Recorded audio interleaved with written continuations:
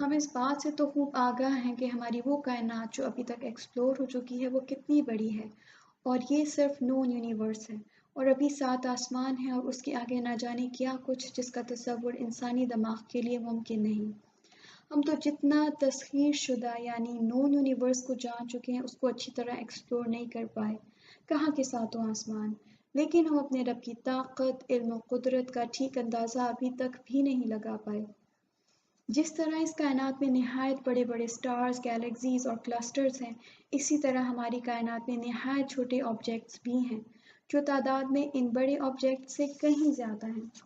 کائنات کا سب سے چھوٹا آبجیکٹ پلانک ہے، اور یہ نہایت چھوٹے پیکٹس آف انرجی ہیں، اور یہ کتنے چھوٹے ہیں اس کے بارے میں ہم اندازہ ہی لگا سکتے ہیں مگر وثوق سے کچھ نہیں کہہ سکتے۔ اسے سمجھنے کے لیے ہم اس کو کچھ آبجیکٹس کے ساتھ کمپیئر کریں گے تاکہ کچھ اندازہ ہو سکے۔ اور سائنٹسٹ اسے مائکروسکوپک یونیورس کہتے ہیں، اور یہ انکشافات حیرت انگیز ہیں۔ سائنسدان جتنا چھوٹے سے چھوٹے اسپیسز کو دیکھ رہے ہیں اور مائکرو یونیورس کی گہرائی میں جا رہے ہیں تو وہ مائکروسکوپک ایٹمز تک پہنچ گئے ہیں، اور مزید ڈسکوریز بھی ہو رہی ہیں۔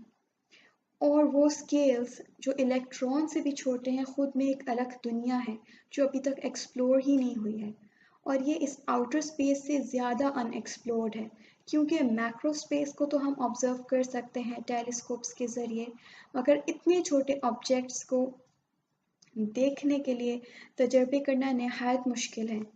ہائی انرجی ڈیوائسز کو استعمال کیا جاتا ہے تاکہ ان کو آبزرو کیا جائے، مگر انسانی دماغ اتنی چھوٹی چیز کو سمجھنے سے قاصر ہے، یہ ان امیجنیبل ہے، لیکن انالوجی کا سہارا لے کر اسے سمجھنے کی کوشش کی جا سکتی ہے۔ اب سائنٹسٹ اس قابل ہو چکے ہیں کہ وہ ایک ایٹم کے اندر چیزوں کو دیکھ سکیں، اور سائنٹسٹ اسے سب ایٹامک ورلڈ کہتے ہیں، یعنی ایٹم کے اندر آباد ایک اور جہاں۔ سبحان اللہ! ایک white blood cell million of a metre ہوتا ہے، ملینتھ آف اے میٹر، اور ایک پلانک اس کے مقابلے 653,000 کوادریلین ٹائمز چھوٹا ہوتا ہے، اور اسی طرح ایک پلانک ایک ریڈ بلڈ سیل کے مقابلے 433,000 کوادریلین ٹائمز چھوٹا ہوتا ہے، اور ایک پلانک ایک کاربن ایٹم سے 9 سیپٹیلین ٹائمز چھوٹا ہوتا ہے، اور 1 سیپٹیلین میں 24 زیروز، آفٹر 1 24 زیروز لگتے ہیں۔ اب اس کو مزید دیکھتے ہیں ایک اور ایگزامپل کے ذریعے۔ پانی کے ایک قطرے میں ٹریلین آکسیجن اور ہائیڈروجن کے ایٹمز ہیں۔ اب ایک ہائیڈروجن کا ایٹم لیں اور اسے 1/2 میٹر تک بڑا کریں تو شاید آپ کو لگے کہ اب ہم ایک پلانک کو دیکھ سکتے ہیں، مگر ایسا نہیں، یہ ابھی بھی اتنے چھوٹے ہیں کہ دیکھنا ناممکن ہے، اور صرف ایک ہائیڈروجن کے ایٹم کو ہمارے سولر سسٹم تک بڑا کر دیں تب بھی یہ پلانک اتنا چھوٹا ہوتا ہے کہ ہم اسے نہیں دیکھ سکتے۔ یہ صرف تب ہی ممکن ہے جب ہم ہائیڈروجن کے ایک ایٹم کو نون یونیورس جتنا بڑا کر دیں تو پھر یہ کافی بڑے ہو جائیں گے۔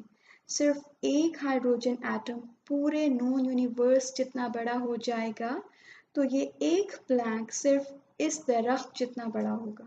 تصور کریں کہ کتنی بڑی یہ تسخیر شدہ کائنات اور اس میں یہ کتنا چھوٹا۔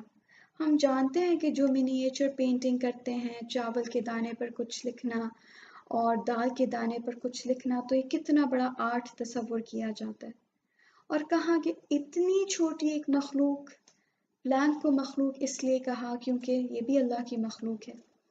اور سب سے زیادہ حیرت کی بات یہ ہے کہ اس ذرے سے کائنات شروع ہوئی تھی، کبھی یہ پوری کائنات صرف ایک پلانک تھی۔ تو شاید اب سمجھ آئے کہ رب کا مطلب کیا ہے، خالق، مالک، مدبر، وہ ہستی جو ذرے کو کمال تک لے جائے۔